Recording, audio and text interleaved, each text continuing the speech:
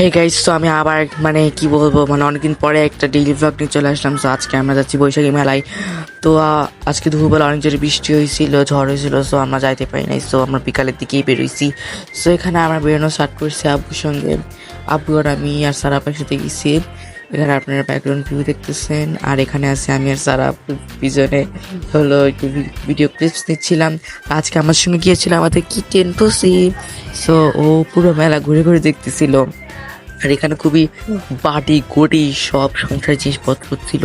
আর বড় আপু দেখতেছিল কি কিনা, যে আমি ছোট আপু সারা আপু সবাই অনেক কিছুই কিনছিলাম।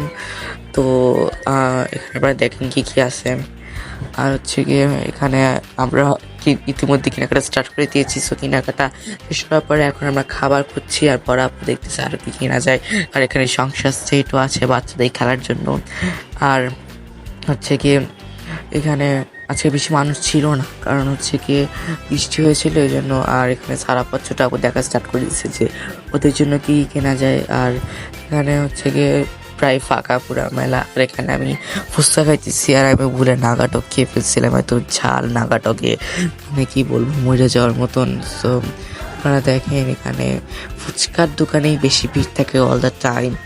আর এখানে ফুচকার নাগাটক খাবার আমার অনেক ঝাল লাগছে। সো আমি আইসক্রিম খাওয়া স্টার্ট করেছি। আইসক্রিমটা জাস্ট অনেক ইয়ামি ছিল, অনেক অনেক ইয়ামি ছিল। আর এখন আমাদের কেনাকাটা প্রায় ডান, এখন আমরা বাসায় যাব।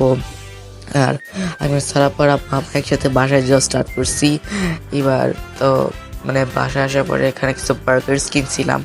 বার্গারগুলো বেশি একটা ভালো ছিল না, আমি ছোট আপু কিনছিলাম আর সারা আপু। সো আমার আজকের এই মিনি ব্লগটি ছিল এই পর্যন্তই। So bye bye guys.